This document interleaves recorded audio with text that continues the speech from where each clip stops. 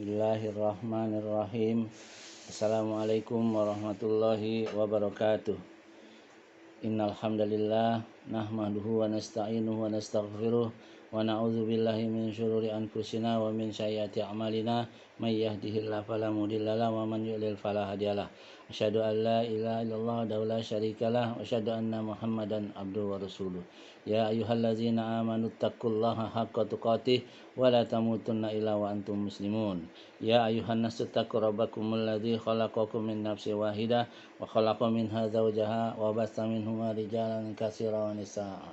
Wattaqullaha allazi tasaaluna bihi wal arham innallaha kana 'alaikum raqiba.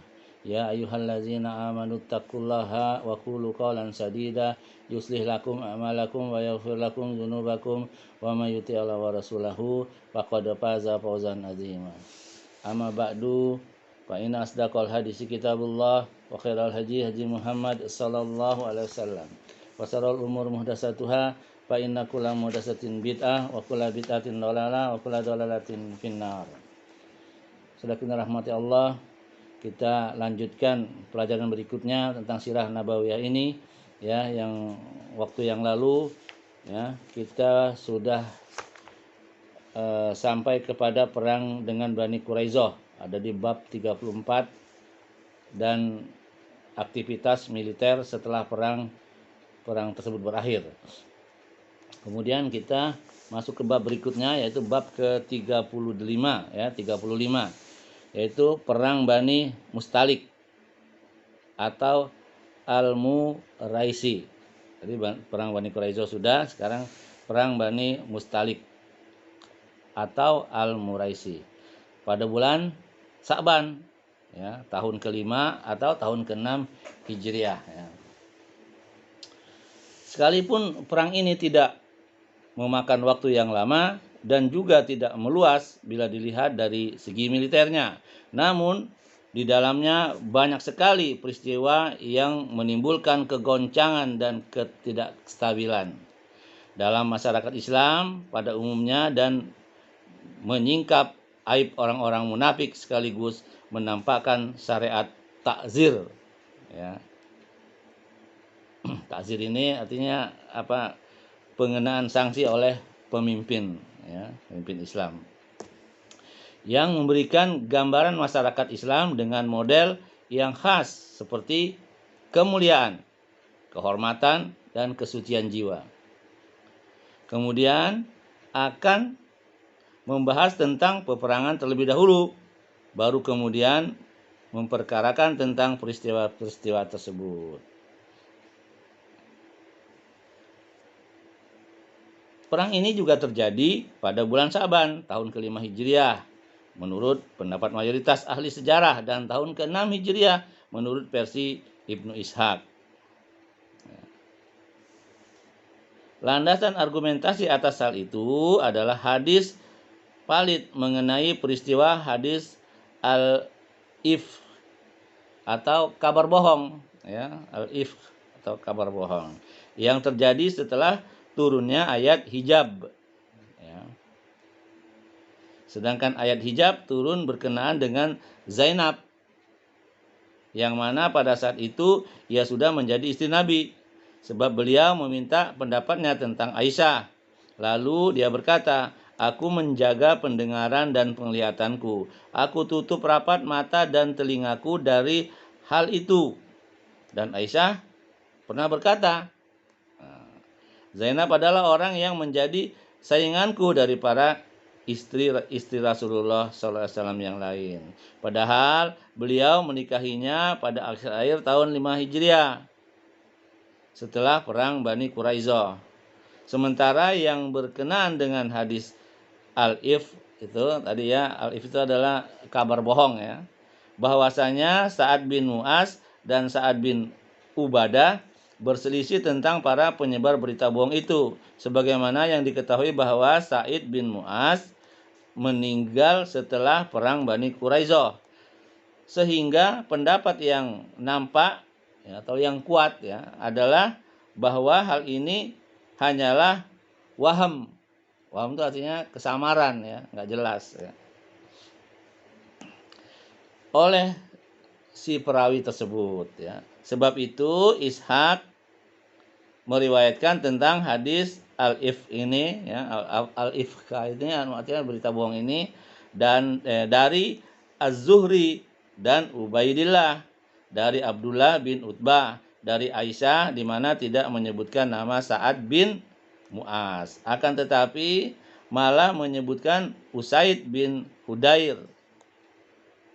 Abu Muhammad bin Hazm berkata, inilah riwayat yang benar dan tidak diragukan lagi, sedangkan penyebutan nama Sa'ad bin Mu'az itu adalah tindakan waham ya. Atau waham itu tidak jelas ya, samar-samar. Anda bisa lihat di kitab Zadul Ma'ad bab 2 halaman 115. Sedangkan pendapat yang menyatakan bahwa perang ini terjadi pada tahun 5 Hijriah berarti mereka memajukan tahun akad Nabi dengan Zainab ke tahun 4 Hijriah atau permulaan tahun 5 Hijriah. Mereka berdalih sesungguhnya penyebutan nama Sa'ad bin Mu'az itu bukanlah tindakan waham tetapi betul-betul valid. Wallahu a'lam. Ini selisih pendapat ya para ahli sejarah ya. Saudara yang dirahmati Allah,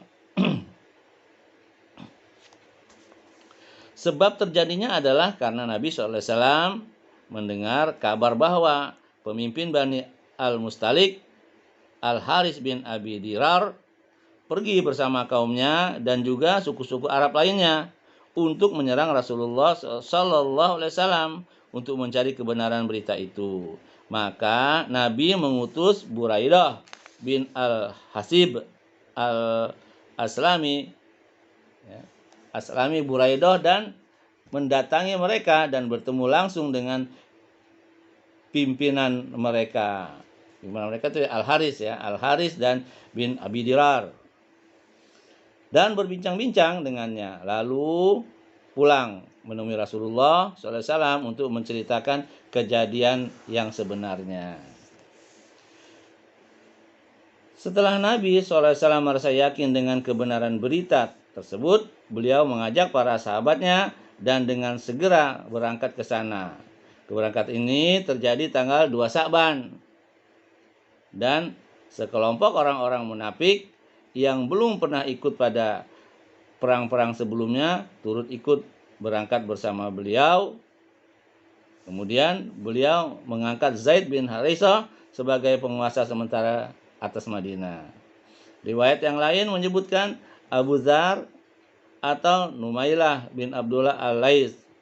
Sementara Al-Haris bin Dirar telah mengirimkan mata-mata untuk memberitahukan kepadanya perihal kedatangan pasukan Islam, namun dia ditangkap oleh kaum muslimin lalu dibunuh. Nah, ya, Al-Haris bin Dirar ya, mengirimkan mata-matanya untuk memata-mati orang Islam, kemudian tertangkap ya. Di sini tidak disebutkan namanya yang dikirim tersebut. Ketika sampai kepada Al-Haris bin Abi Dirar berita pergerakan Rasulullah SAW telah dibunuhnya mata-mata yang disusupinya, maka dia pun dihinggapi rasa takut yang luar biasa. Ya, jadi Al-Haris bin Abi Dirar takutan ya, karena orang yang dia kirim sebagai mata-mata untuk memata-matai umat Islam terbunuh ya. Demikian juga suku-suku Arab yang sebelumnya telah bergabung memisahkan diri dari mereka. Akhirnya Rasulullah SAW sampai ke Al-Muraisiyah ya, sampai ke Al-Muraisiyah, sebuah sumber air mereka yang terletak dari Kudait menuju lepas pantai ya.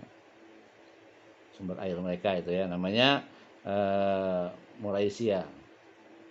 Di sana mereka pun bersiap-siap untuk berperang. Sementara Rasulullah SAW menyiapkan pasukannya, bendera kaum Al-Muhajirin dipegang oleh Abu Bakar As-Siddiq dan bendera kaum Al-Ansor dipegang oleh Sa'ad bin Ubaidah. Jadi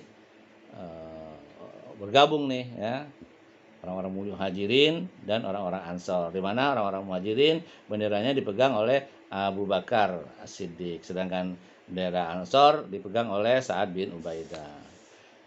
Maka mulailah pasukan itu saling melepaskan anak panah untuk berperang, ya.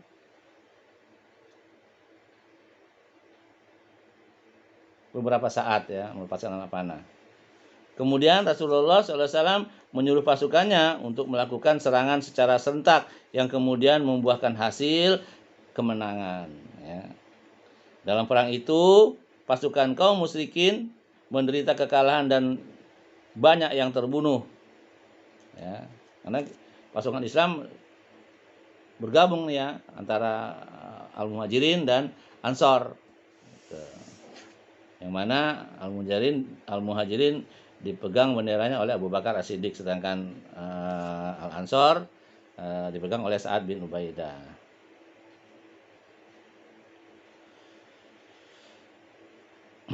Rasulullah SAW berhasil menawan kaum wanita dan anak-anak mereka serta mendapatkan harta rampasan berupa hewan ternak yang banyak.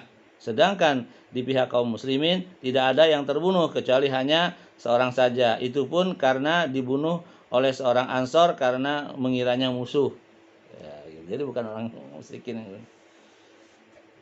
Karena bisa aja ya dalam peperangan itu ada yang tidak saling kenal ya, gitu. Karena pakai baju perang misalnya. Demikianlah saudara rahmati Allah yang diutarakan oleh para ahli sejarah Nabi SAW. Namun Ibnul Qayyim berkata itu hanya waham. Jadi beda pendapat lagi ya. Waham itu artinya nggak jelas, samar-samar. Karena sesungguhnya tidak terjadi pertempuran di antara mereka. Yang terjadi adalah Nabi SAW menyerang mereka di daerah sumber air. Di mana sumber air tersebut namanya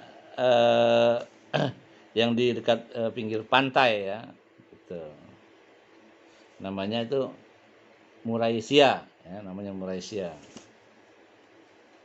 Lalu beliau Sallallahu Alaihi Wasallam menawan anak-anak dan merampas harta mereka sebagaimana yang diterangkan di dalam kitab Sahih Al-Bukhari. Rasulullah Sallallahu Alaihi Wasallam mengadakan penyerangan ke Bani Al-Mustalik sementara mereka lengah. Lalu Al-Bukhari menyebut hadisnya ya. Hadisnya itu bisa dilihat di Sahih Al-Bukhari bab memerdekakan budak. Bab 1 halaman 345. Dan juga Fathul Bari ya, kitab Fathul Bari bab 7 halaman 341. Di antara para tawanan itu terdapat Juwairiyah binti Al-Haris, putri pemimpin mereka yang jatuh menjadi bagian untuk Sabit bin Qais. Nah, ditawan juga ya. Juwairiyah ya. Ini anaknya Al-Haris tadi ya, pemimpin orang-orang kafir Quraisy itu ya, Al-Haris bin Abi Dirar.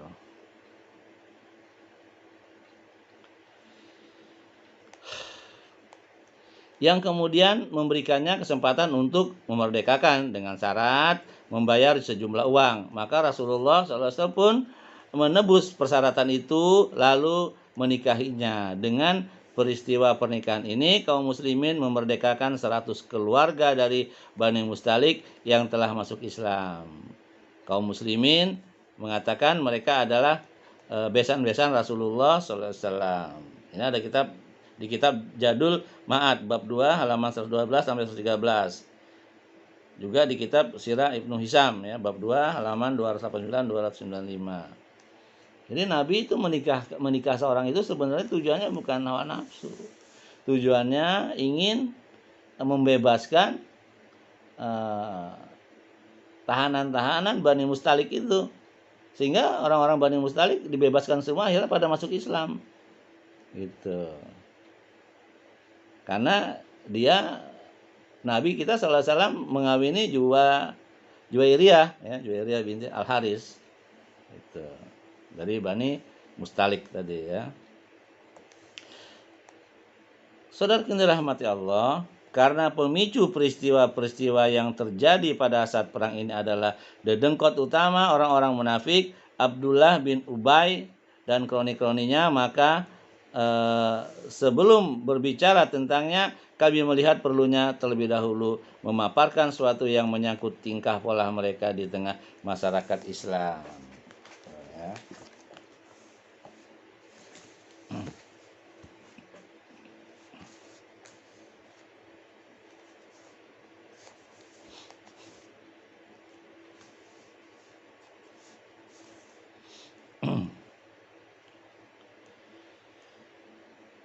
Saudara rahmat Allah, kita masuk ke poin perang atau peran orang-orang munafik sebelum perang Bani Al-Mustalik. Ya.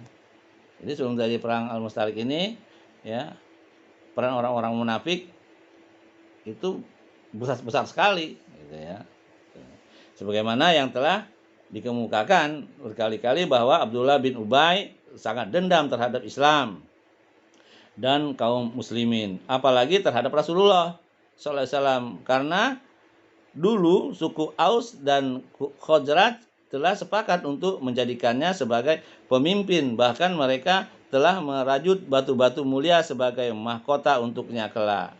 Ketika tiba-tiba Islam masuk pada jiwa mereka dan berhasil mengalihkan perhatian mereka dari Ibnu Ubay, ya, oleh karenanya dia berpendapat bahwa Muhammad SAW dialah penyebabnya, ya, yang telah merampas kerajaannya. Jadi si munafik ini karena dia terpaksa, istilahnya Abdullah bin Ubay ini, ya, dia benci sekali dengan Nabi. Kenapa?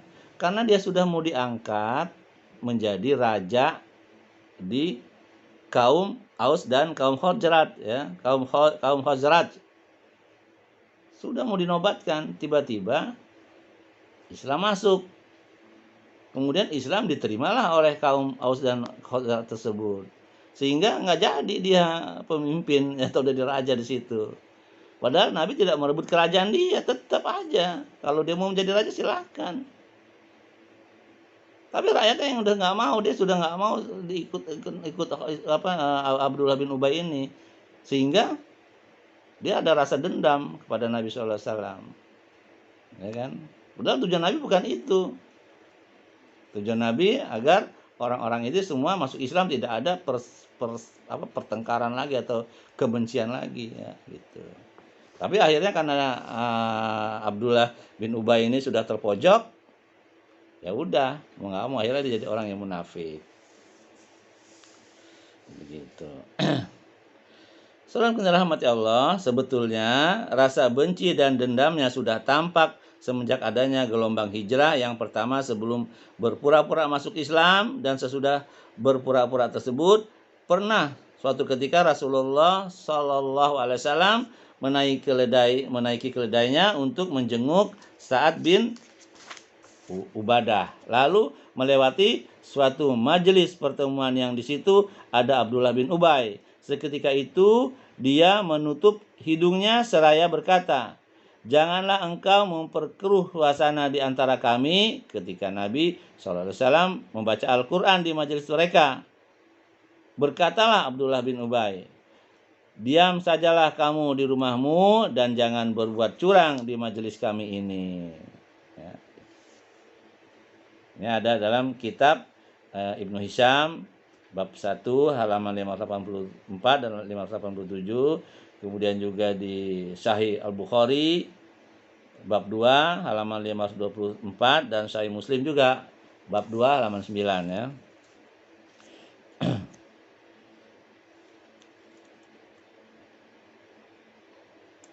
Saudaraku rahmat Allah, sebelum dia pura-pura masuk Islam dan ketika sudah berpura-pura masuk Islam, setelah perang Badar, sikapnya masih menunjukkan permusuhan kepada Allah dan Rasulnya serta kaum muslimin. Ia tidak pernah berpikir kecuali bagaimana cara mencerai-beraikan masyarakat Islam dan melemahkan persatuan Islam.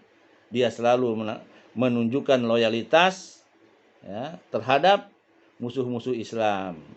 Salah satunya campur tangannya dalam masalah Bani Kaunuko, ya, itu.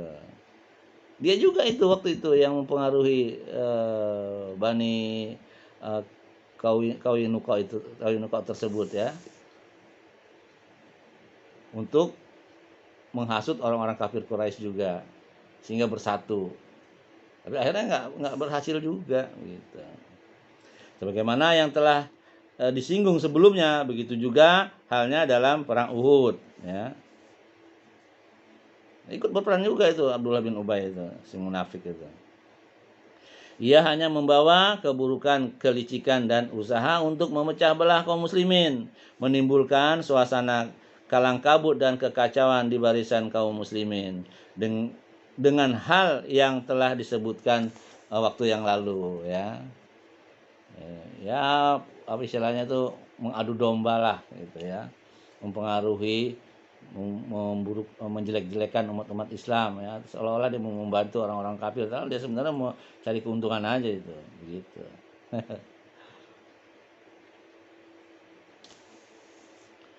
Bentuk makar dan muslihat paling dahsyat yang dilakukan oleh si munafik ini terhadap kaum mukminin antara lain bahwa setelah dia berpura-pura masuk Islam, dia selalu berdiri setiap hari Jumat tatkala Nabi SAW sedang duduk sebelum berkhutbah. Ya. Jadi mau ngacauin sholat ceritanya. Ya kan, Nabi duduk dia berdiri. Gitu. Jadi orang liatinnya semua tuh. Gitu. Kemudian dia sembari berkata juga ya, ngomong di situ dia. Inilah Rasulullah SAW berada di tengah-tengah kalian. Dengannya Allah memuliakan dan mengokohkan kalian. Maka belalah dia, tolonglah dia, dengarkan apa yang dia katakan. Dan patuhilah perintahnya. Lalu ia duduk dan setelah itu Rasulullah SAW berdiri untuk berkhutbah. Ya munafik begitu, pura-pura baik, pura-pura so bener gitu kan. Katakan tolonglah nih Rasulullah, tolonglah dia, bantulah dia, ikutilah dia, patuhilah dia. Padahal itu saat itu di mulutnya doang gitu, di mulutnya aja. Hatinya sendiri dia benci sebenarnya dengan Islam itu. Ya. Kemudian Rasulullah berdiri ya untuk berkhutbah. Di antara ketidaktahuan maluan si munafik ini, selain tindak kejahatan dan kelicikan yang keji yang pernah dilakukannya adalah bahwasanya pada suatu hari Jumat setelah perang Uhud dia berdiri lagi untuk mengatakan apa yang biasa ia katakan sebelumnya. Setiap hari Jumat diulang-ulang terus dia tuh. Maka kaum muslimin menarik baju dari segala sisinya lalu berkata, "Duduklah wahai musuh Allah." Orang Islam juga udah tahu tuh ya, para sahabat sebenarnya. Cuman Nabi nggak mau ya membunuh orang itu karena orang munafik itu susah ya. Kalau dibunuh nanti tersebar tuh Nabi membunuh sahabatnya. Ya, padahal kan itu munafik gitu. Banyak sekali orang-orang yang ingin dibunuh sama Umar. Jangan. Nanti kata orang-orang kafir, Nabi sudah membunuh sahabatnya, padahal dia bukan sahabat, orang munafik. Makanya orang-orang kafir itu senang tuh. Kalau dia mau dibunuh, udah bersahadat aja dia pura-pura gitu kan, nggak dibunuh. Licik gitu kan. Begitu mau dibunuh, sahadat dia. Jadi ya, itu ada tuh perang seperti itu ya, perang 1 lawan 1. Begitu mau dibunuh, sahadat dia. Tapi dibunuh terus, akhirnya dia ditegur oleh Nabi. Gitu, ya.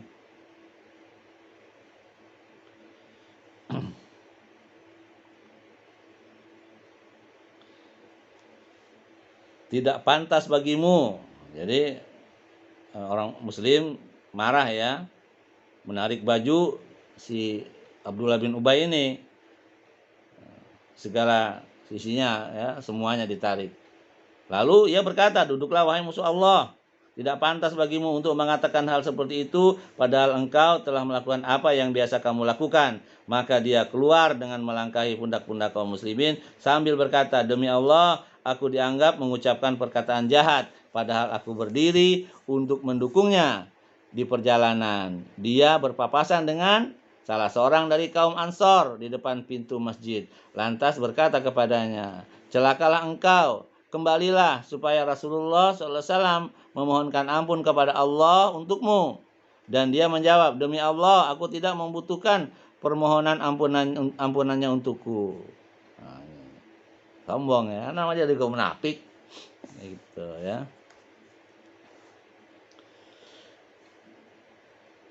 Begitu juga lah hal yang dilakukan beberapa kroni-kroninya pada perang Khandaq. Ya, masih ingat ya perang Khandaq? Perang Khandaq ini perang Farid ya. Itu atau perang Ahzab ya, Ahzab itu. Perang Khandaq disamakan juga perang Farid ya. Dan ide ini juga dari Al-Farizi ya. Seorang yang ahli perang dari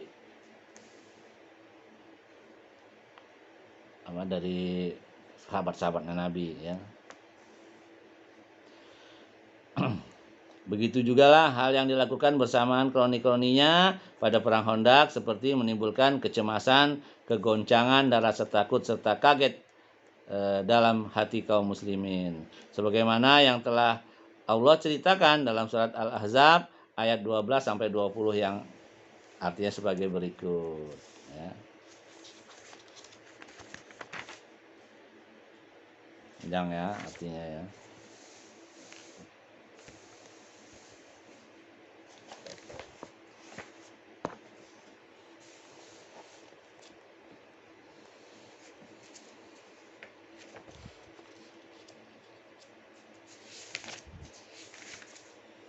Kita lihat sini nggak ada, hanya artinya aja ya.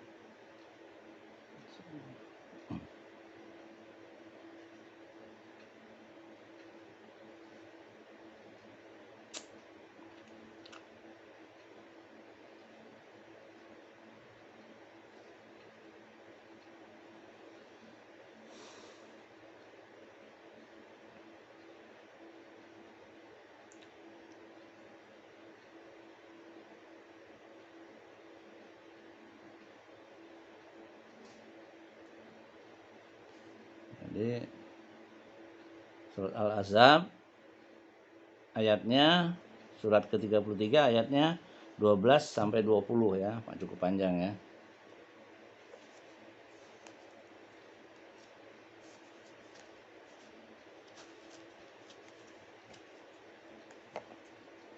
Tiga.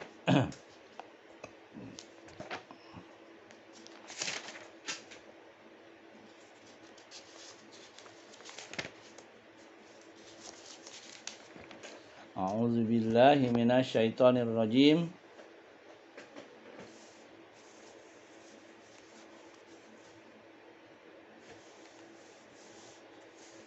Surat ke-33 ayat 12 sampai 20.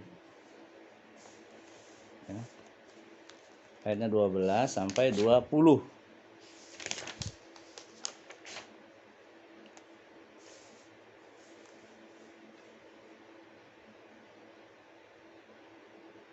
Ya. Saya bacakan ya. A'udzubillahi minasyaitonirrajim. Wa iz yaqulul munafiquna wallazina fi qulubihim maradum ma wa'adana Allahu wa rasuluhu illa ghurura. Dan ingatlah ketika orang-orang munafik dan orang-orang yang hatinya berpenyakit berkata, yang dijanjikan Allah dan Rasul-Nya kepada kami hanya tipu daya belaka, ya, kata orang munafik, ya. Kemudian ayat ke-13-nya, wa iz qalat ta'ifatum minhum ya ahla yasriba la muqama lakum farji'u wa yasta'zinu fariqum minhumun nabiyya yaquluna inna buyutana awrah wa ma hiya bi awrah yuriduna illa firara. Dan ingatlah ketika golongan di antara mereka berkata, wahai penduduk Yasrib, penduduk Madinah ya, sekarang Madinah, tidak ada tempat bagimu, maka kembalilah kamu. Dan sebagian dari mereka meminta izin kepada Nabi untuk kembali pulang dengan berkata, sesungguhnya rumah-rumah kami terbuka, tidak ada penjaga. Padahal rumah-rumah itu tidak terbuka, mereka hanyalah hendak lari saja. Itu ya alasan orang munafik.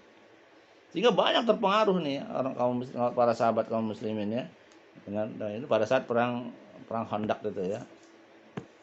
Itu. Ayat selanjutnya, walau dukhilat alaihim min aqtariha thumma su'ilul fitnata la atauha wa ma talabbasu biha illa yasira. Artinya, dan kalau Yasrib, masuk Madinah ya, diserang dari segala penjuru dan mereka diminta agar membuat kekacauan, niscaya mereka mengerjakannya, dan hanya sebentar saja mereka menunggu. Ayat selanjutnya yang ke-15, walaqad kanu ahadullah.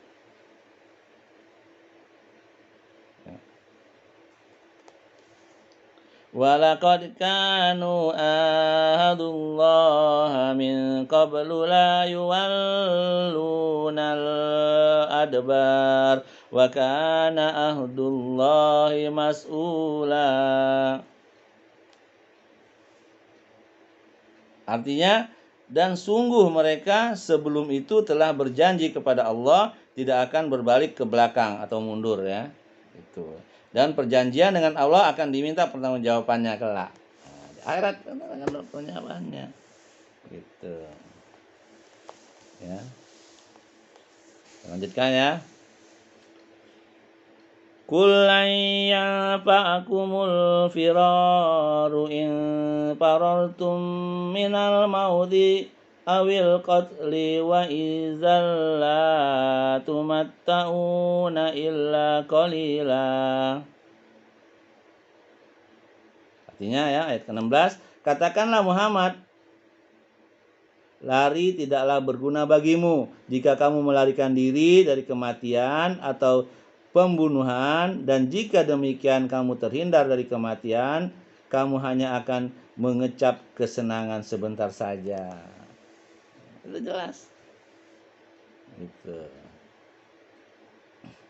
Kalau mati karena takut ya, atau lari dari perang, neraka. Gitu. Kalau mati karena perang untuk membela agama Allah, syahid, masuk surga ya, gitu. Ayat yang ke-17. Kul man zallazi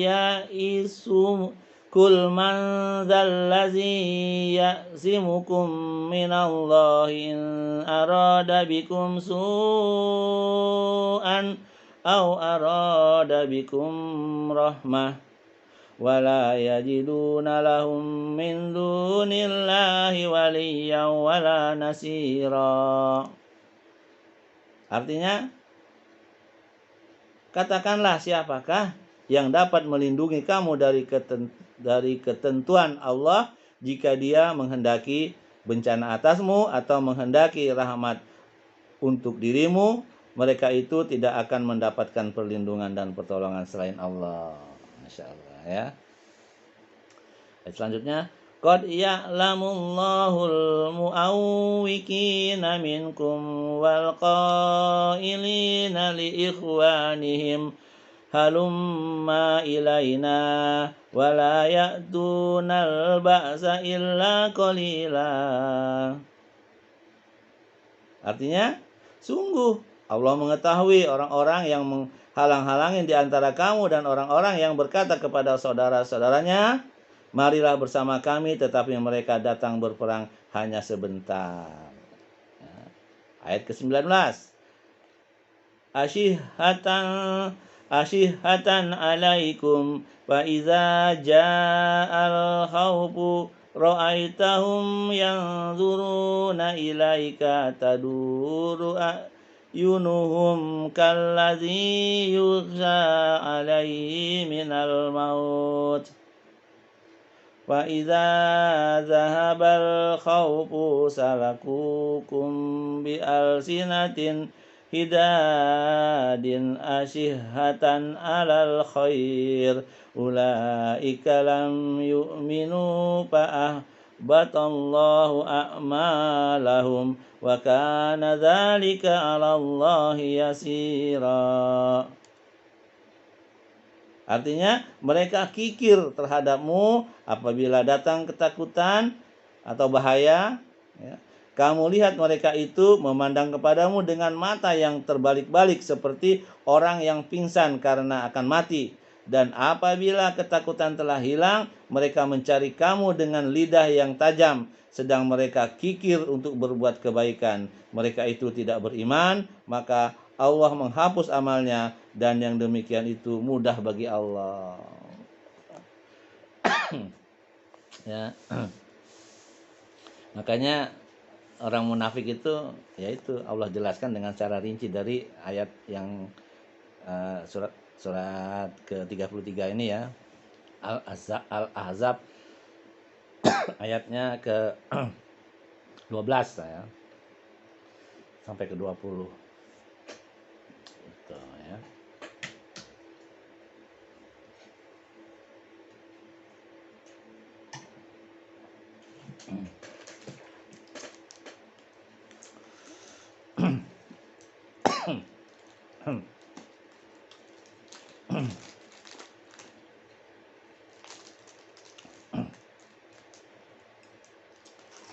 Selanjutnya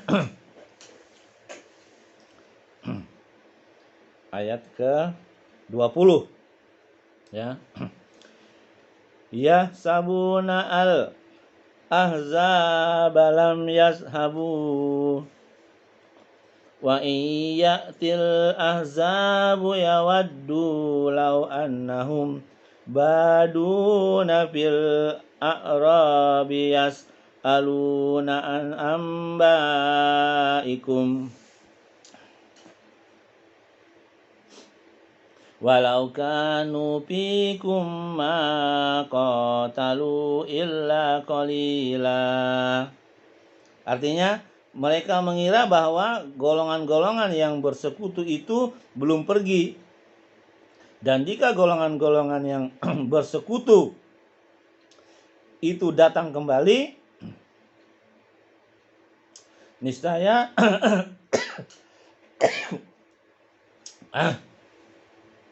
mohon maaf ya.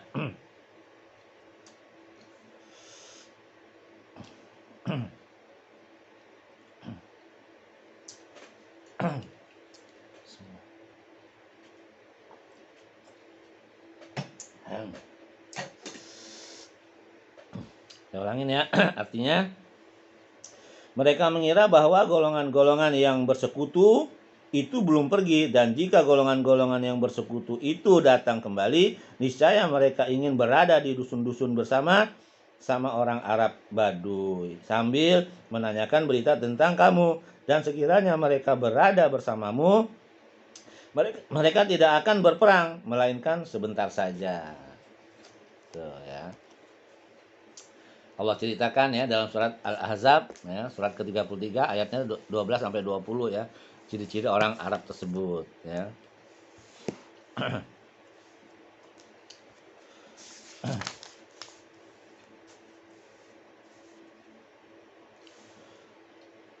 Sedangkan rahmat Allah, hanya saja semua musuh-musuh Islam baik dari kalangan Yahudi, munafik dan orang-orang musyrik sangat mengetahui sekali bahwa faktor yang menyebabkan kemenangan kaum muslimin bukanlah karena keunggulan material atau jumlah pasukan dan persenjataan yang banyak, melainkan sebabnya adalah nilai moral dan akhlak yang menghiasi masyarakat Islam itu, dan siapa saja yang mempunyai hubungan dengan Islam dan mereka mengetahui bahwa sumber dari limpahan karena ini adalah Rasulullah SAW yang merupakan teladan, ya, teladan yang paling utama bagi nilai-nilai dan moral tersebut hingga mencapai batas mukjizat.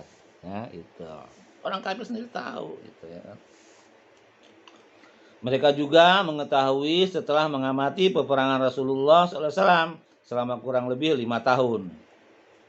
Bahwa itu menghancurkan Islam, ya, bahwa untuk menghancurkan Islam dan penganutnya tidak mungkin dengan jalan kekuatan senjata. Maka mereka memutuskan untuk melancarkan serangan propagandis yang luas terhadap Islam dari segi akhlak dan adat istiadat, dan menjadikan pribadi Rasulullah SAW sebagai sasaran, ya, sasaran utama dalam propaganda tersebut. Oleh karena itu orang-orang munafik, ya, ibarat barisan urutan kelima di dalam barisan kaum muslimin. Dan sebagai penduduk kota Madinah juga, maka sangat mudah bagi mereka untuk melakukan kontak dengan kaum muslimin dan mengusik perasaan mereka pada setiap saat. Misi propaganda ini diemban oleh orang-orang munafik yang ada di bawah koordinasi dedengkot munafik, yaitu siapa tuh? Abdullah bin Ubay itu, ya. Dedengkot munafik yang mau jadi raja nggak jadi, ya, gitu. Ingat tuh, ya. Abdullah bin Ubay itu, dedengkot orang munafik yang mau jadi raja di Madinah, ya, di suku Aus dan suku Khazraj itu.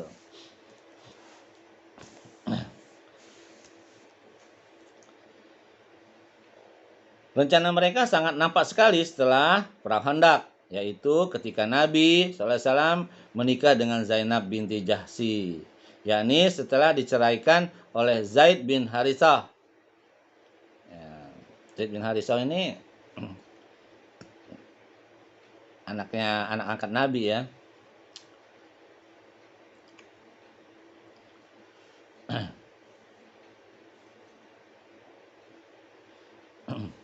Yakni setelah diceraikan oleh Zaid bin Harithah, yang mana menurut tradisi Arab bahwa anak angkat itu sama saja dengan anak kandung sendiri, maka mereka mengharamkan bagi bapak angkat untuk menikah dengan mantan istri anak angkatnya. Maka ketika Nabi SAW menikah dengan Zainab, orang-orang munafik mendapatkan dua celah menurut perkiraan mereka untuk melancarkan serangan-serangan terhadap Nabi SAW. Ya. Menurut tradisi mereka nggak boleh anak angkat itu adalah anak kandung, padahal itu bukan. Ya kan? Ini juga syariat ini, bahwa kita tidak boleh mengangkat anak menjadi anak kita, ya, atau anak kandung. Misalnya seperti Zaid bin Muhammad, tadi kan bin Muhammad kan, gitu. Zaid bin Muhammad. Tapi kemudian turun ayat yang menyatakan bahwa tidak boleh anak angkat dijadikan anak kandung, ya. Maka dia tetap namanya bin Harithah, ya. Karena Harithah waktu itu ingin mengambil Zaid ini. Kata Nabi, ya udah ambil aja, tanyakan aja kepada anaknya, nggak usah ditebus, katanya. Gitu. Nah, Nabi ditawarin, ya Nabi, ya Muhammad, ya, anakku itu bukan budak, gitu. Kalau aku mau tebus dia, berapa yang bisa saya tebus? Karena dia akan kujadikan pejabat di kampungku, katanya. Kata Nabi, nggak usah ditebus. Tanyakan saja kepada anaknya, dia mau kemana. Kalau dia mau ikut kamu, ambil, tak usah pakai tebusan. Kemudian Harithah nanya kepada Zaid, ya, anakku Zaid, Muhammad telah setuju. Aku ingin membawamu pulang untuk jadikan pejabat di tempat kelahiranmu. Apakah kamu bersedia? Kata Zaid, tidak ada yang bisa menghalangiku untuk memilih siapa yang aku ikuti, katanya. Dan seperti itu. Jadi aku tetap ingin mengikuti Muhammad Sallallahu Alaihi Wasallam sebagai orang tua asuhku. Itu. Kemudian Harithah sedih, ngomong kepada Nabi. Ternyata singkat cerita, ya Muhammad, Zaid memilih engkau sebagai orang tuanya. Maka peliharalah dia dengan baik. Ya katanya, dia kan dipelihara karena Nabi juga sayang ya sama Zaid ini, sehingga dia nikahkan dengan Zainab ya, Zainab binti Zainab. Zainab sendiri sebenarnya nggak mau karena dia tahu itu si budak gitu. Tapi akhirnya nggak cocok, ribut-ribut terus, akhirnya ya minta cerai, aja dicerai. Setelah dicerai, dinikahi oleh Nabi. Kenapa dinikahi oleh Nabi? Itu agar syariat itu bisa diketahui oleh umat Islam bahwa anak angkat itu adalah bahwa anak angkat itu tidak boleh menjadi anak kandung. Ya. Jadi boleh istrinya dinikahi mantan istrinya setelah diceraikan itu. Gitu. Nah, ini jadi bulan-bulanan ya untuk orang munafik tersebut. Dia kira akan benar gitu kan. Ternyata enggak benar gitu kan gitu. Sebagai propaganda dia. Yang pertama propagandanya bahwa Zainab ini adalah istri Nabi. Yang pertama itu kata orang-orang munafik ya, sallallahu alaihi wasallam. Jadi menurut perkiraan mereka untuk melancarkan serangan terhadap Nabi sallallahu alaihi wasallam, yaitu pertama, bahwa Zainab ini adalah istri Nabi sallallahu alaihi wasallam. Yang kelima, sedangkan Al-Quran tidak pernah mengizinkan untuk menikahi wanita lebih dari 4 orang. Maka bagaimana mungkin hukum pernikahan ini bisa dibenarkan? Ya. Ngarang-ngarang sendiri gitu. Padahal nggak boleh lebih dari 5, itu umatnya Nabi. Nabi boleh berapa saja, bahkan dalam riwayat ada 11 gitu. Tapi Nabi menikah itu bukan hawa nafsu. Ya, perintah Allah, kadang-kala ingin memperbaiki hubungan agar lebih erat ya, seperti dengan Aisyah ada hubungan eratnya dengan Abu Bakar. Ya kan? Tuh. Atau dia menikah dengan satu kaum sehingga kaum tersebut masuk Islam semua, dibebaskan semua dari tawanan. Ya. Termasuk dengan anaknya Umar. Tuh.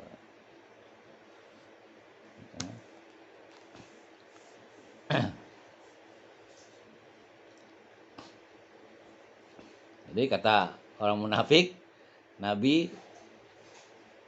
menikah harusnya cuma 4 dalam Al-Quran, dia 5. Berarti itu dosa besar kata dia. Menurut tradisi Arab, mereka kemudian lebih memfokuskan propagandanya pada sisi yang satu ini. Ya gitu. Mengizinkan untuk menikahi wanita lebih dari 4 orang, maka bagaimana mungkin hukum pernikahan ini bisa dibenarkan? Ya, itu menurut pendapatnya orang munafik ya. Itu pendapat yang pertama. Kemudian propaganda yang kedua dari kaum munafik tersebut, Zainab itu adalah bekas istri anak angkatnya, maka menikah dengannya adalah dosa yang paling besar menurut tradisi Arab. Mereka kemudian lebih memfokuskan propagandanya pada sisi yang satu ini ya, yang bahwa ini adalah anak angkat tuh nggak boleh gitu kan gitu. Padahal tradisi Arab dengan syariat Islam berbeda gitu.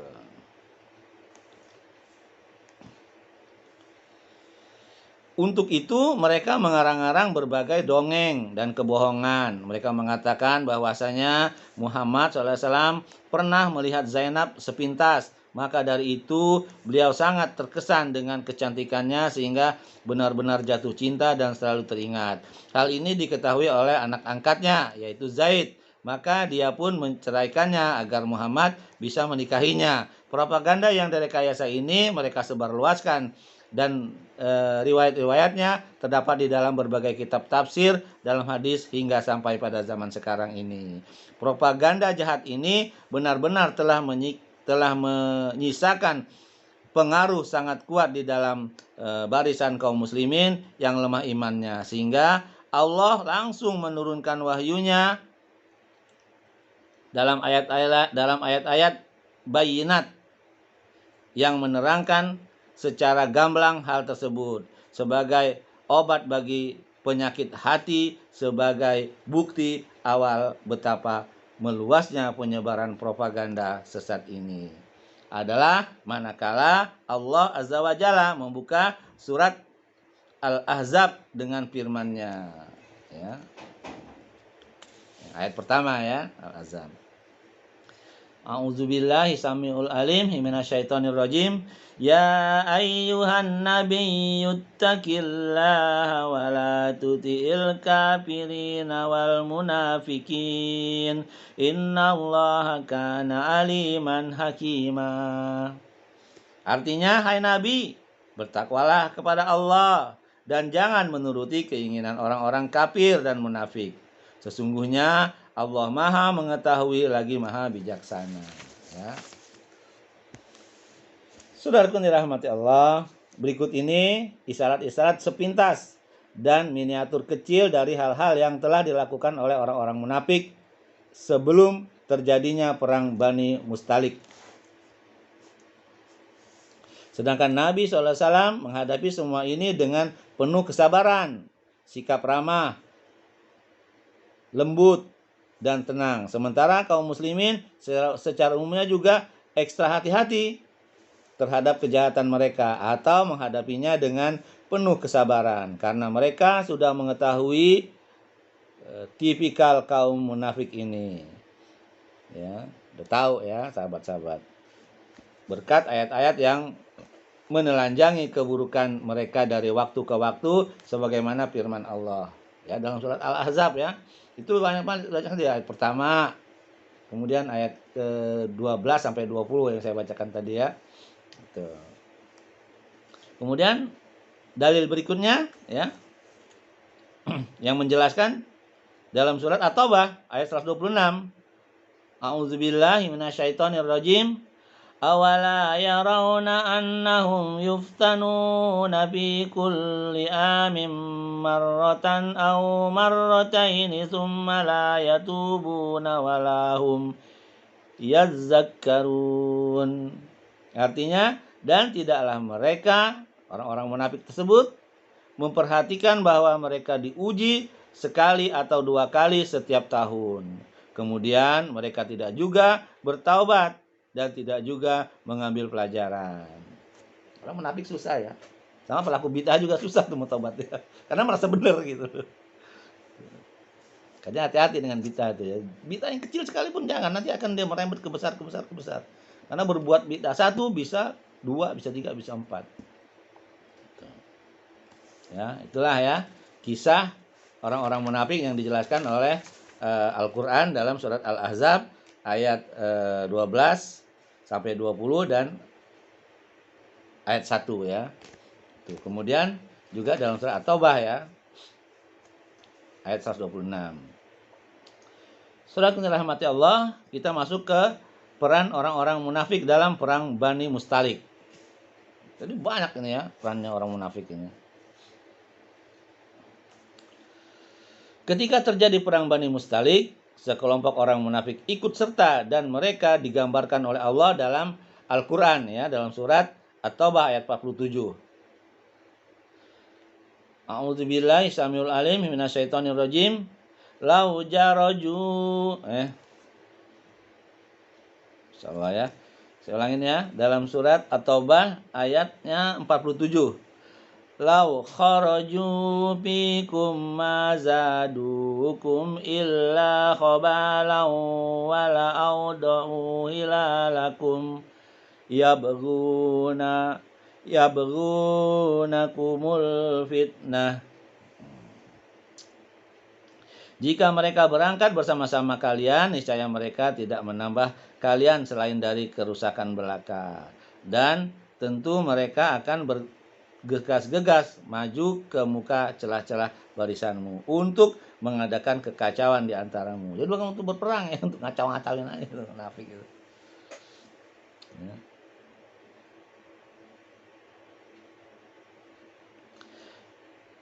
Mereka pada saat itu mendapat kesempatan untuk menghembuskan kejahatannya, maka mereka pun mulai menimbulkan rasa kepanikan yang luar biasa di dalam barisan kaum muslimin.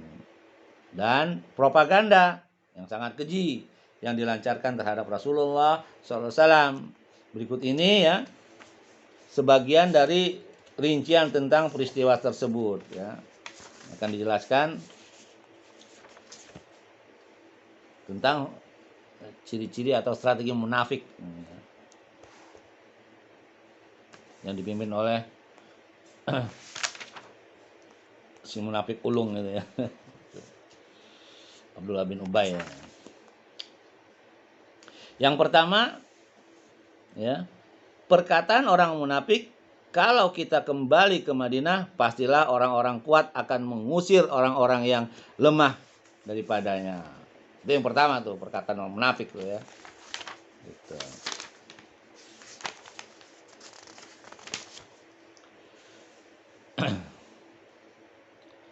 Seusai peperangan, Rasulullah SAW bermukim di Al-Muraisiyah, ya sumur di dekat pantai itu ya. Banyak orang yang mengambil air di tempat itu. Dan Umar bin Al-Khattab datang bersama seorang upahannya yang bernama Jahjah Al-Ghifari. Lalu dia berdesak-desakan dengan Sinan bin Wabr Al-Juhani di tempat air itu. Maka terjadilah pertengkaran di antara keduanya. Sinan Al-Juhani berteriak memanggil, "Wahai kaum Ansor." Lantas berteriak juga Jahjah, "Wahai kaum Muhajirin." Maka Rasulullah SAW berkata, "Apakah kalian masih menggunakan fanatisme jahiliyah? Padahal aku masih berada di tengah-tengah kalian. Biarkan hal itu berlalu, sebab ia akan busuk sendiri." Berita itu sampai ke telinga Abdullah bin Ubay bin Salul, gembong yang munafik ya, hingga membuatnya marah sekali. Pada saat itu dia bersama beberapa orang rekannya, termasuk ada di situ Zaid bin Arqam, seorang anak yang masih ingusan. Abdullah bin Ubay berkata, "Apakah mereka benar-benar telah melakukannya? Sungguh, mereka orang-orang Muhajirin telah mengasingkan kita dan telah membuat sesak negeri kita. Demi Allah, kita dan mereka tidak lain ibarat ungkapan orang-orang dahulu. Gemukan anjingmu, pastilah ia akan memakan dirimu sendiri. Demi Allah, jika kita kembali ke Madinah, pastilah orang-orang yang lebih kuat akan mengusir orang-orang lemah."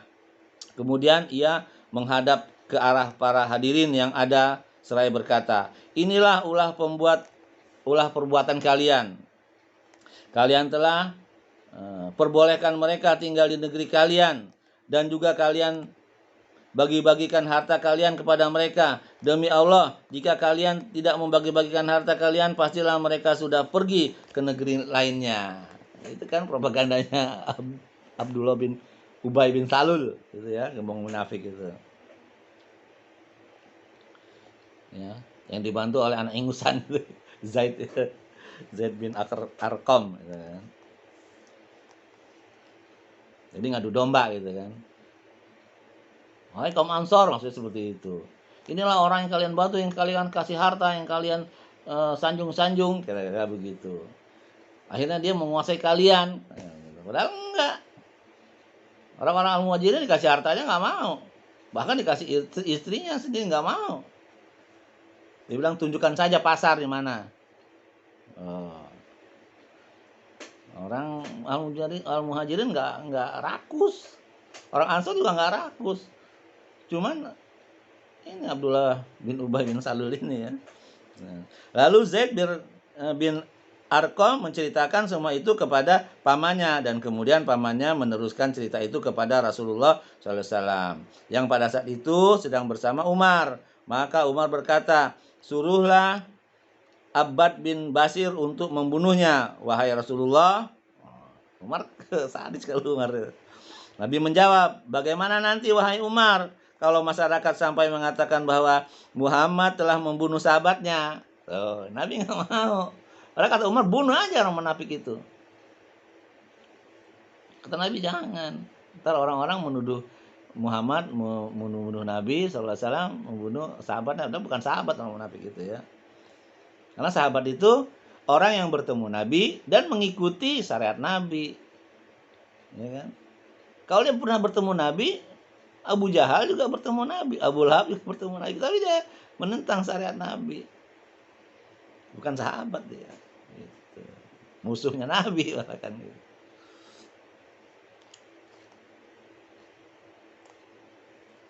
Kemudian Nabi menuturkan, jangan dibunuh, tapi umumkan kepada pasukan untuk segera pulang. Itu terjadi di waktu yang tidak biasanya beliau berangkat. Ya. Setelah itu semuanya pun berangkat dalam perjalanan. Nabi berpapasan dengan Usaid bin Hudair, dan ia pun memberi salam kepada beliau seraya berkata, mengapa engkau pergi wahai Rasulullah SAW pada waktu yang tidak biasanya? Maka Nabi SAW menjawab, apakah tidak sampai kepadamu apa yang telah dikatakan oleh temanmu ini? Maksudnya Abdullah bin Ubay. Dia bertanya, apa yang ia katakan Rasulullah Shallallahu Alaihi Wasallam, tentunya ya. Kemudian Rasulullah SAW menjawab, dia beranggapan apabila ia kembali ke Madinah, maka orang-orang kuat, maksudnya diri Abdullah bin Ubay, akan mengusir orang-orang lemah, maksudnya Rasulullah SAW. Jadi kalau dia kembali akan diusir sama Abdullah. Dia adalah orang kuat menurut dia ya. Orang lemah itu adalah Rasulullah. Dia berkata, engkaulah wahai Rasulullah yang seharusnya mengusirnya dari Madinah jika engkau mau. Sebab demi Allah dialah orang yang lemah dan engkaulah yang kuat. Lalu dia berkata lagi, wahai Rasulullah, bersikap lembutlah kepadanya, karena demi Allah ketika Allah mengutusmu kepada kami, sesungguhnya kaumnya telah merajut batu-batu mulia sebagai mahkota untuknya kelak menjadi raja ya. Jadi ia berpandangan bahwa engkau telah merampas kerajaannya. Kemudian beliau berjalan bersama pasukannya pada hari itu sehari semalam, dan pada keesokan harinya juga, hingga mereka terkena sengat terik matahari, lalu singgah tak berapa lama setelah itu, dan begitu tubuh mereka menyentuh tanah mereka tertidur ya. Hal itu dilakukan oleh beliau untuk mengalihkan perhatian pasukannya dari desas-desus itu. Lain halnya dengan Abdullah bin Ubay.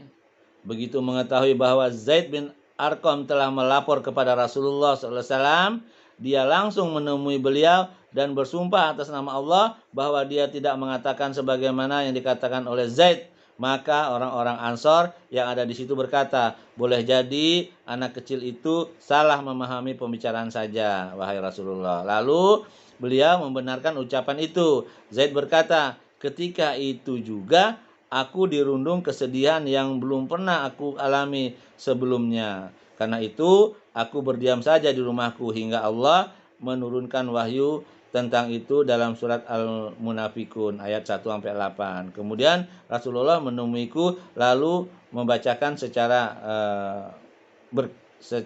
seraya berkata, sesungguhnya Allah telah membenarkan apa yang kamu ceritakan. Ini ada Sahih Bukhari bab 1 ya, halaman 499, dan bab 2 halaman 720 dan 729.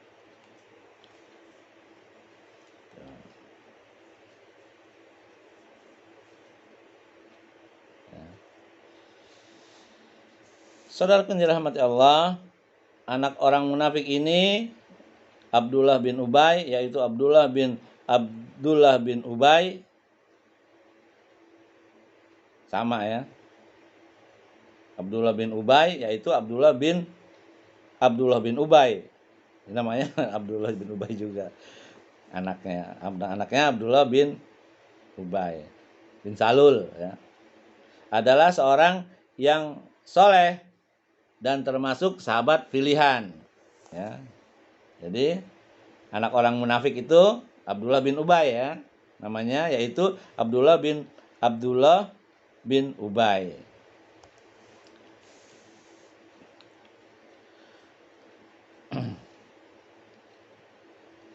Adalah seorang yang soleh dan termasuk sahabat pilihan. Oleh karenanya ia berlepas diri dari ayahnya dan menghadangnya di pintu gerbang kota Madinah dengan pedang terhunus. Dan ketika ayahnya datang, dia berkata kepadanya, "Demi Allah, engkau tidak boleh masuk ke sini sebelum Rasulullah SAW mengizinkanmu, karena dialah orang yang kuat itu. Sedangkan engkau hanyalah orang yang lemah lagi hina." Anaknya sendiri yang ngomong ya.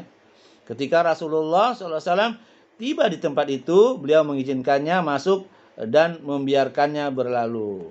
Abdullah bin Ubay pernah berkata kepada Rasulullah SAW, "Wahai Rasulullah, jika kamu ingin membunuhnya maka perintahkan." Ya. Jadi anaknya Abdullah bin Ubay bin Salul tadi ya, namanya juga Abdullah bin Ubay. Ya. Dia berkata kepada Rasulullah, "Wahai Rasulullah, jika kamu ingin membunuhnya maka perintahkanlah aku saja. Demi Allah, aku bawakan kepalanya untukmu ya Rasulullah." Gitu. Ini adalah dalam kitab Ibnu Hisham ya. Luar biasa ya. Orang tuanya munafik, anaknya justru soleh ya, sahabat pilihan malahan ya. Gitu. Jadi nggak heran ya, orang tuanya neraka, anaknya surga. Banyak ya. Nah, itu propaganda yang pertama ya. Propaganda yang pertama itu perkataan orang munafik tadi ya. Perkataan munafik yang lainnya, hadis atau al-ifka ya, al-ifka namanya. Artinya kabar bohong ya. Dibacanya hadis al-if. Pada peperangan inilah terjadilah kisah hadis al-if. Yang ringkasnya adalah bahwa Aisyah radhiyallahu anha pernah ikut serta bersama Rasulullah SAW.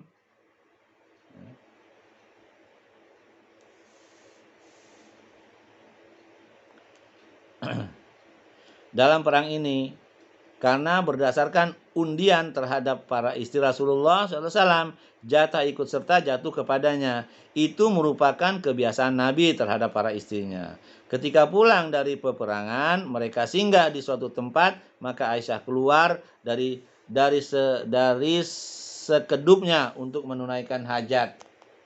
Nah, hajat maksudnya buang air kecil atau buang air besar lah gitu ya. Nah, sini fitnah juga ini. Ya. Karena Aisyah ketinggalan. Nggak tahu Nabi kalau Aisyah itu lagi keluar ya, belum ada di kendaraannya. Gitu. Karena Aisyah kan enteng badannya. Jadi nggak kerasa ya. Tahu-tahu begitu Aisyah datang udah nggak ada lagi orang itu. Kemudian ada sahabat yang lain datang bersama dia itu. Nah, itu aja difitnah. Nanti ada kisahnya di sini ya. Gitu. Lalu terjatuhlah kalung yang dipinjamkan oleh saudarinya, Asma namanya ya, kepadanya. Karena itu dia kembali ke tempat itu lagi untuk mencari kalung yang hilang tersebut. Seketika itu juga para pemikul sekedup Aisyah atau apa namanya ya? Sekedup itu tandu ya. Datang dan mengiranya sudah berada di dalamnya, lalu mengangkutnya. Rupanya mereka juga tidak mempersoalkan kenapa sekedup ringan, karena memang Aisyah masih gadis belia dan tubuhnya belum gemuk. Di samping karena para pengangkut sekedup itu juga jumlahnya banyak, sehingga tidak merasakan ringannya sekedup itu.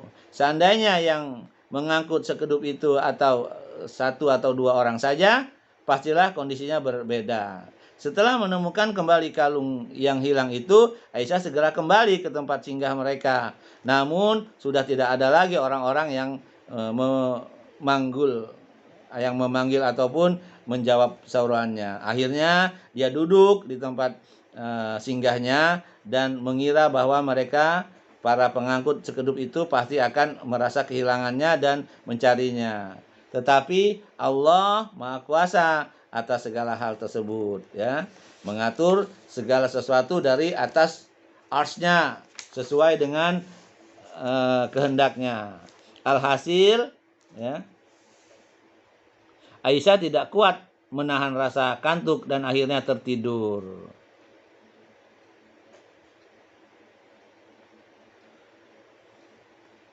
Gitu, ya. Tidur. Ia belum terbangun hingga mendengar suara Sofwan bin al-Mu'attal yang mengucapkan inna lillahi wa inna ilaihi raji'un. Bukankah ini istri Nabi? Keberadaan Sofwan sendiri akibat ditinggal pergi sehingga mengikuti pasukan dan barisan paling belakang sebab dia termasuk orang-orang yang banyak tidur. Jadi Sofwan ini juga, ya itu qadar Allah juga, ya Allah yang menentukan juga, yang mengatur semua ini. Dia harusnya ikut perang tapi dia tertinggal hingga dia sering tertidur gitu karena tertinggal, ya gitu. Ketika melihat diri Aisyah, dia langsung mengenalnya karena pernah melihatnya sebelum turun ayat hijab. Sambil mengucapkan kalimat innalillahi wa inna ilaihi raji'un, dia kemudian mendudukkan ontanya dan mendekatkannya kepada Aisyah. Aisyah pun naik, sementara Sofwan tidak berbicara kepadanya sepatah kata pun, dan dia juga tidak mendengar ucapan Sofwan selain kalimat innalillahi wa inna ilaihi raji'un. Ya, musibah katanya.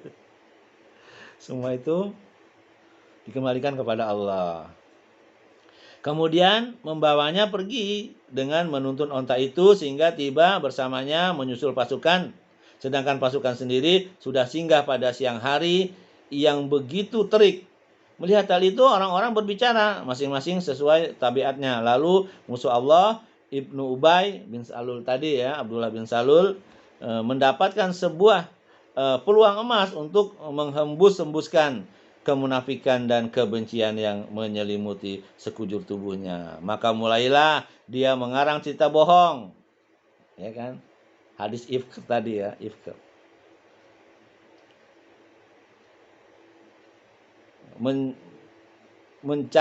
Mencari-cari, ya, mencari-cari atau menyebarluaskan atau mengumpulkan berbagai isu dan memilahnya satu-satu dengan para kroni-kroninya. Mulailah mendekat kepadanya.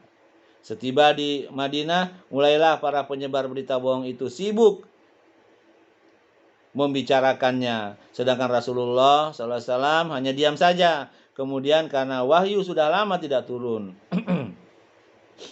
beliau meminta pendapat para sahabatnya mengenai sikap untuk menceraikan Aisyah. Maka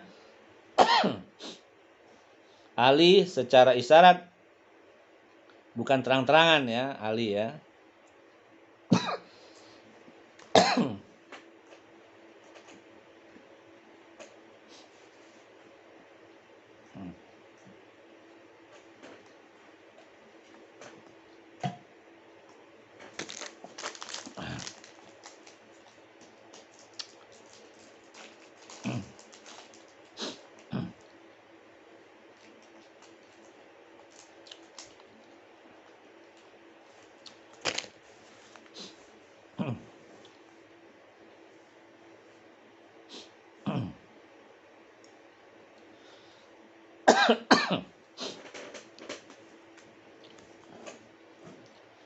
maka Ali secara isyarat, bukan terang-terangan, berpendapat sebaiknya Rasulullah SAW menceraikannya saja dan mencari pengganti yang lain.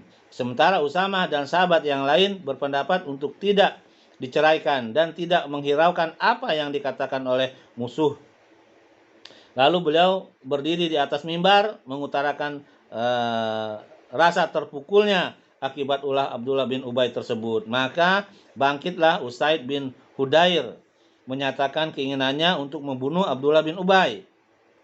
Namun Sa'ad bin Ubadah, pemimpin suku Khazraj yang kebetulan juga semarga dengan Abdullah bin Ubay, terpicu fanatisme kesukuannya sehingga terjadi perang mulut antara kedua suku tersebut hingga akhirnya Rasulullah SAW menenangkan mereka sampai semuanya kembali diam dan tenang. Luar biasa ya ini fitnah ini ya. Sampai Nabi sendiri hampir terpengaruh ya, karena nggak turun-turun wahyu. Sehingga istri beliau SAW, Aisyah radhiyallahu anha, sedih ya, suaminya yang dia cintai begitu bisa terpengaruh gitu kan. Bahkan dia ngadu ke bapaknya juga ya, Abu Bakar Siddiq, nggak bisa nolong juga, nggak bisa ngomong apa-apa, sehingga akhirnya turun wahyu ya, surah An-Nur itu kalau tidak salah seperti itu ya. Lain halnya dengan Aisyah, ketika pulang ke rumah dia langsung jatuh sakit selama sebulan.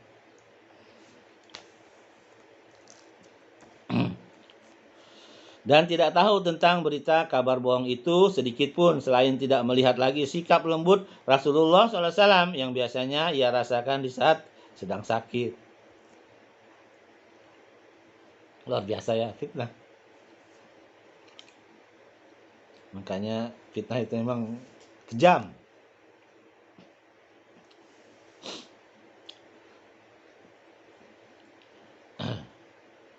Karena Aisyah sendiri tidak melakukan hal itu. Termasuk Sofwan juga nggak melakukan apa-apa. Orang cuma ngajak doang, ngomong juga enggak. Cuma ada suaranya innalillahi wa inna ilaihi rajiun aja, itu aja yang didengar. Ya. Tapi tuduhannya luar biasa ya, sampai Nabi sendiri terpengaruh. Gitu. Akhirnya Abu Bakar juga benci juga dengan saudaranya dia ya, namanya siapa itu, Usamah kalau tidak salah ya.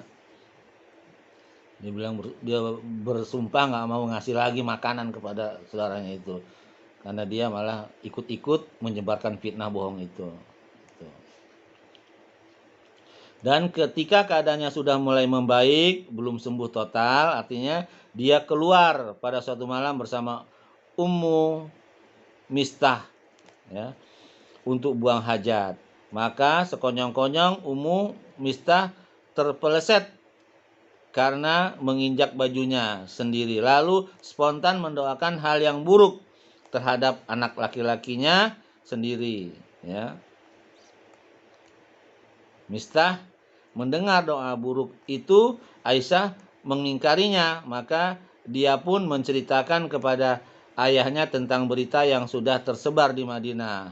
Karena itu bersegeralah dia pulang ke rumah dan meminta izin kepada Nabi untuk menemui kedua orang tuanya sampai dia mengetahui kebenaran berita itu. Setelah mendapatkan izin, Aisyah menemui kedua orang tuanya sehingga mengetahui persoalan yang sebenarnya tentang dirinya. Hal itu membuatnya menangis selama 2 malam 1 hari. Tidak bisa tidur, sementara air mata tidak terhenti-hentinya menetes terus-menerus sampai dia mengira bahwa tangisan itu telah membuat hatinya remuk. Kemudian Rasulullah SAW mendatanginya seraya mengucapkan syahadat dan berkata, "Wahai Aisyah, sesungguhnya telah sampai kepadaku berbagai berita menyangkut dirimu. Jika kamu tidak pernah melakukannya, pastilah Allah akan membebaskanmu dari semua tuduhan itu. Tetapi jika kamu benar-benar melakukannya, maka minta ampunlah kepada Allah.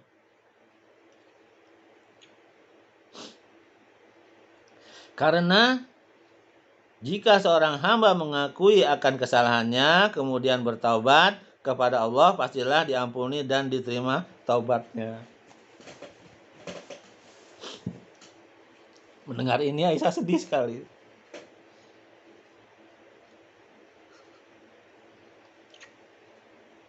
Sampai-sampai dia berkata, suaminya sendiri tidak percaya dengan dia, ya. Bahkan ikut-ikut menuduh, bukan menuduh ya istilahnya, nggak percaya lah gitu ya, gitu. Ya, seketika itu, ya, Aisyah air matanya menjadi kering mendengar ucapan Nabi tersebut. Ya, karena perkataannya sangat menyentuh ya. Maksudnya kalau kamu tidak melakukannya, pastilah Allah akan menolongnya. Kalau kamu melakukannya, mintalah ampun kepada Allah. Jadi seolah-olah yang nggak percaya gitu loh. Sampai Nabi, suaminya sendiri berkata seperti itu. Karena emang belum turun-turun wahyu gitu kan. Gitu. Padahal Aisyah lagi menangis itu. Akhirnya kering air matanya mendengar ucapan itu. Ya. Dan berkata kepada kedua orang tuanya agar memberikan jawaban. Namun keduanya tidak tahu apa yang harus mereka katakan. Aisyah menuturkan, demi Allah, aku sudah tahu bahwa kalian sudah mendengar berita ini hingga tertanam di dalam hati kalian dan kalian sudah membenarkannya. Gimana, gak sedih?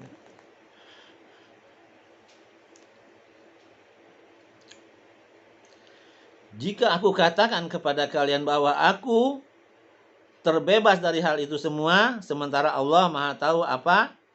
Ya, sementara Allah Maha tahu bahwa aku terbebas dari hal itu semua, pasti kalian tidak akan percaya kepadaku. Dan jika aku mengakuinya, padahal sesungguhnya Allah Maha tahu bahwa aku terbebas dari semua itu, pastilah kalian akan mempercayaiku. Demi Allah, aku tidak menemukan perumpamaan lagi dalam masalahku ini.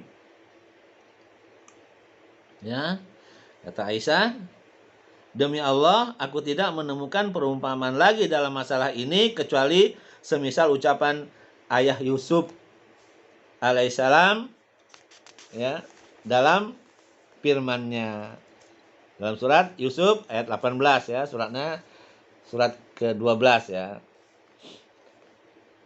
Jadi hanya itu yang diucapkan sama Aisyah. Dia baca Al-Qur'an, A'udzubillahi samiul alim minasyaitonir rajim, fasabrun jamil. Ya kan? Maka kesabaran yang baik itulah kesabaranku. Ya. Fasabrun jamil. Wallahul musta'anu ala ma tasifun. Dan Allah sajalah yang dimohon pertolongannya terhadap apa yang kalian ceritakan. Kisah Yusuf ya, yang dibuang sama saudara-saudaranya itu ya. Gitu. Dia bercerita bohong lah istilahnya gitu. Kemudian dia beranjak dan berbaring lagi, lalu turunlah wahyu pada saat itu juga. Maka Rasulullah SAW sangat berbahagia sambil tertawa dan berkata-kata. Pertama yang diucapkannya adalah, wahai Aisyah, Allah telah membebaskanmu dari semua tuduhan itu. Lalu ibunya berkata, bangun dan hampirilah Rasulullah SAW. Aisyah berkata untuk menunjukkan keterbatasan dirinya plus keyakinannya akan kecintaan Rasulullah SAW terhadapnya. Demi Allah, saya tidak akan bangun untuk menghampirinya. Dan tidak akan memuji kecuali hanya kepada Allah semata. Luar biasa juga dalil ya. Dalil itu Rasulullah. Tapi dia lebih memuji Allah daripada Rasulnya, gak mau dia. Gitu.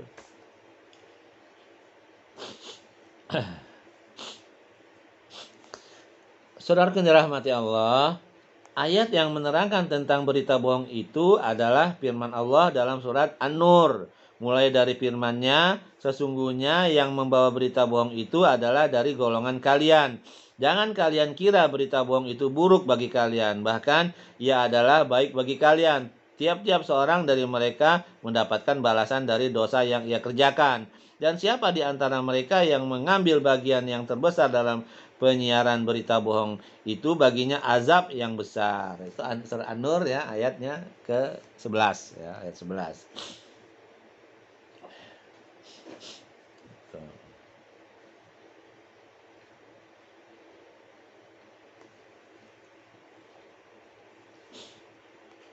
Sedangkan para penyebar berita bohong yang kemudian dicambuk 80 kali adalah Mistah bin Usasah, Hasan bin Sabit, dan Hamnah binti Jahsi.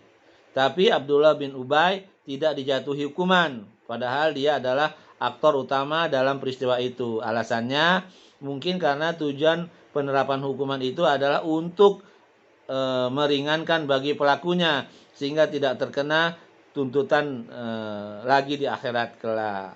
Sementara mengenai dia, maksudnya Abdullah bin Ubay, dia akan dituntut di akhirat kelak ya. Allah sudah mengancamnya dengan azab yang sangat dahsyat di akhirat kelak.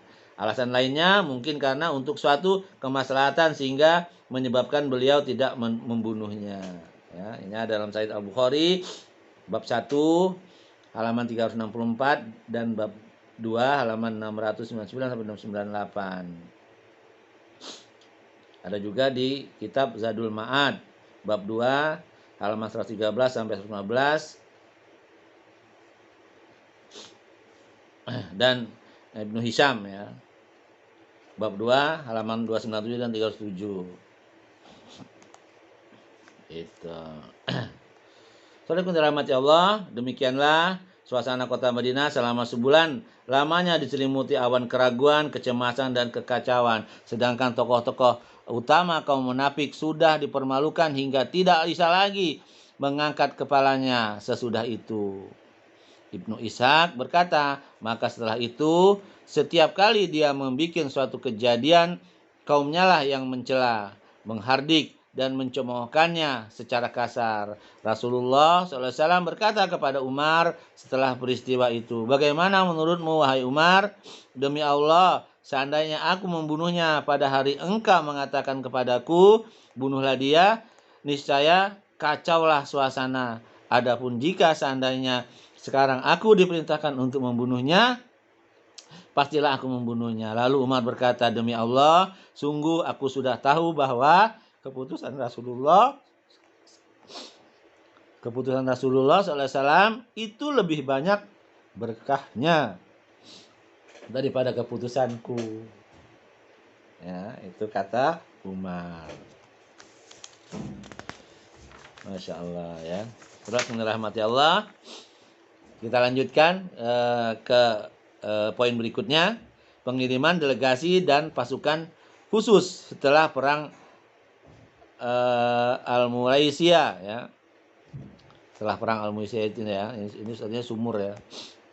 Sumber air Al-Muraisiyah. Yang pertama, pengiriman pasukan khusus di bawah komando Abdurrahman bin Auf ke perkampungan Bani Kilab di daerah Dumah Al-Jandal pada bulan Sa'ban tahun ke-6 Hijriah. Rasulullah SAW mendudukkannya di hadapannya mengenakan kain serban dan kepalanya dengan tangan beliau, lalu mewasiatkan hal terbaik yang dilakukan dalam peperangan. Nabi berkata kepadanya, jika mereka menantimu maka naikilah putri pemimpin mereka. Jika mereka menantimu maka nikahilah putri pemimpin mereka. Abdurrahman bin Auf akhirnya tinggal di sana selama 3 hari sambil berdakwah, mengajak mereka masuk Islam. Akhirnya penduduk negeri itu masuk Islam dan Abdurrahman bin Auf pun menikahi Tamadir binti Al-Asbaq. Wanita itu adalah ibu dari Ibu Salamah yang ayahnya adalah pemimpin dari raja mereka ya. Itu.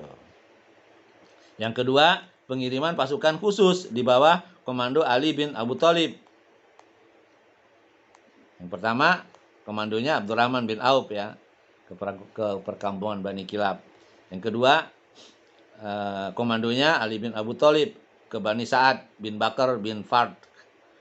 Pada bulan Sya'ban tahun ke-6 Hijriah juga, pasukan khusus ini dikirim karena Rasulullah SAW mendapatkan informasi bahwa di sana sudah terjadi konsentrasi massa yang ingin membantu orang-orang Yahudi. Maka Rasulullah SAW mengutus Ali dengan berkekuatan 200 personil.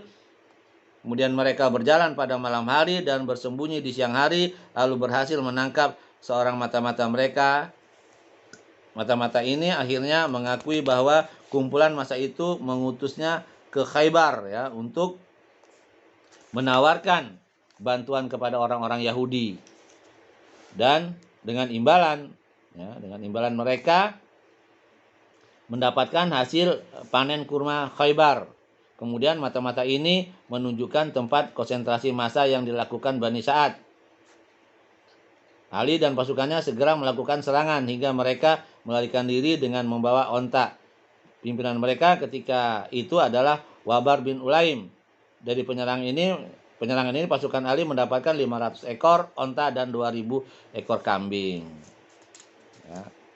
Yang ketiga, pengiriman pasukan khusus di bawah komando Abu Bakar atau Zaid bin Harithah.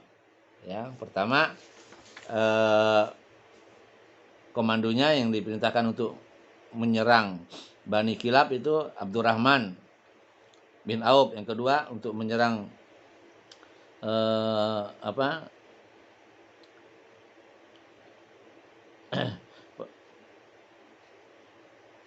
pengiriman pasukan khusus di bawah komando Ali bin Abu Thalib untuk menyerang Bani Sa'ad ya. Kemudian yang ketiga pengiriman pasukan khusus di bawah komando Abu Bakar atau Zaid bin Harithah ya, ke lembah Wadi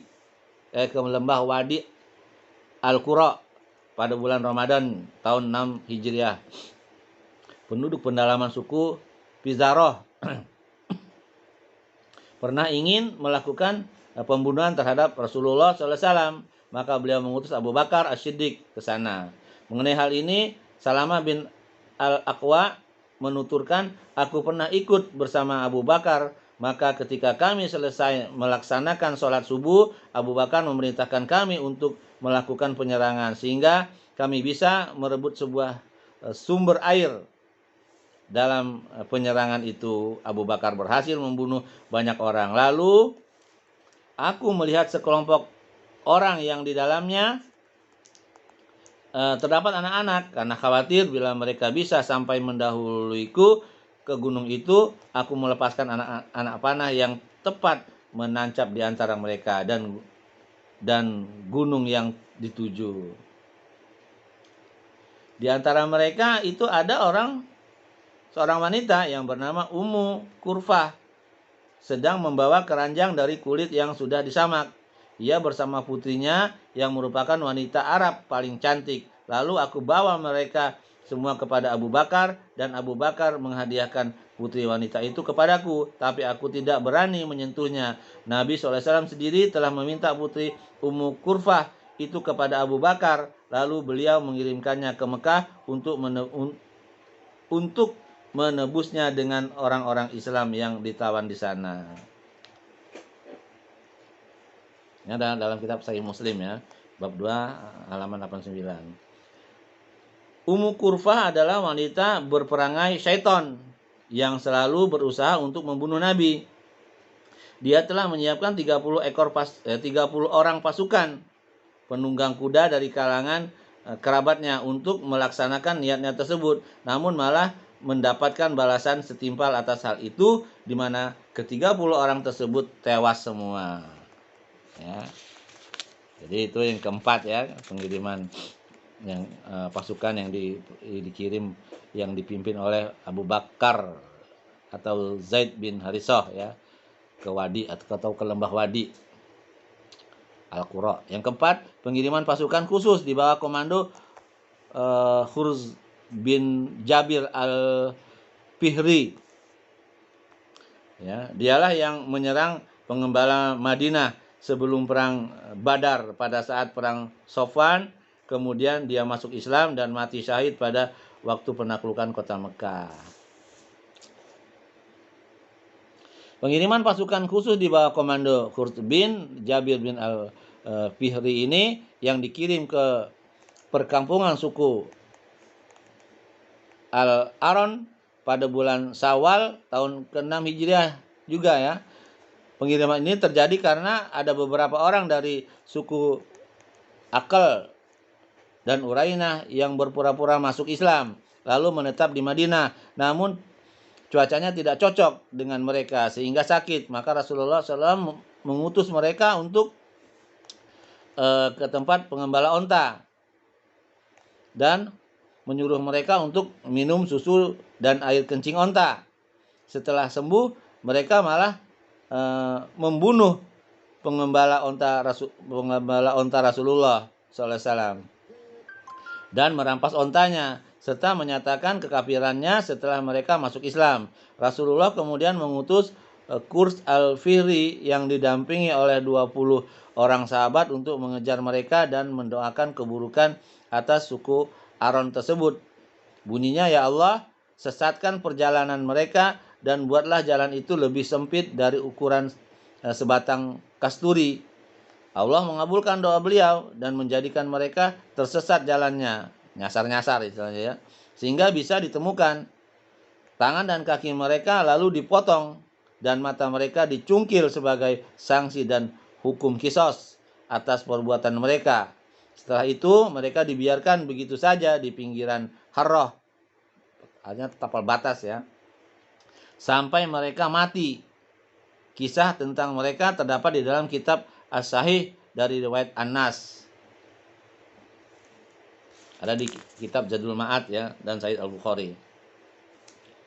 Para ahli sejarah juga menyinggung setelah itu perihal pengiriman pasukan khusus Amr bin Umayyah Ad-Damri beserta Salamah bin Abi Salamah pada bulan Syawal tahun ke-6 Hijriah. Amr pergi ke Mekah dengan tujuan membunuh Abu Sufyan. Ya. Tujuan dia ingin membunuh Abu Sufyan karena dia juga telah mengirimkan seorang Baduy. Atau itu Baduy itu Arab pedalaman ya. Dan ke Madinah ya, untuk membunuh Nabi SAW. Namun ternyata kedua utusan tersebut gagal menjalankan misi masing-masing. Baik Amr maupun orang Baduy itu, ahli sejarah juga menyebutkan bahwa di dalam perjalanan Amr berhasil membunuh 3 orang. Mereka juga mengatakan bahwa dalam perjalanan ini Amr kemudian membawa mayat Khubayb yang mati syahid. Padahal seperti yang diketahui bahwa Khubayb mati syahid beberapa hari atau bulan dari tragedi Ar-Raji, ya, perang Ar-Raji ya. Sedangkan tragedi Ar-Raji itu terjadi pada bulan Safar tahun ke-4 Hijriah, jadi nggak nyambung ya. Saya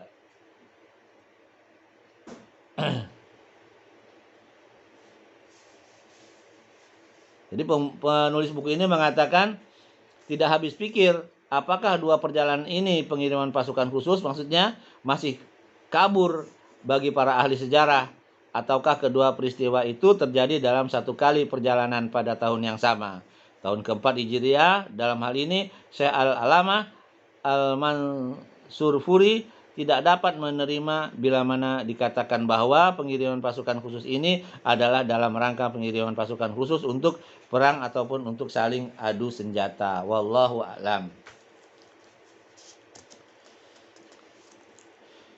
Saudara rahmati Allah, itulah beberapa pengiriman pasukan khusus dan peperangan yang terjadi dalam perang Khandaq dan Bani Quraisyah, di mana tidak terjadi satu pertempuran yang sengit pun di antaranya. Yang terjadi hanya pertempuran ringan saja.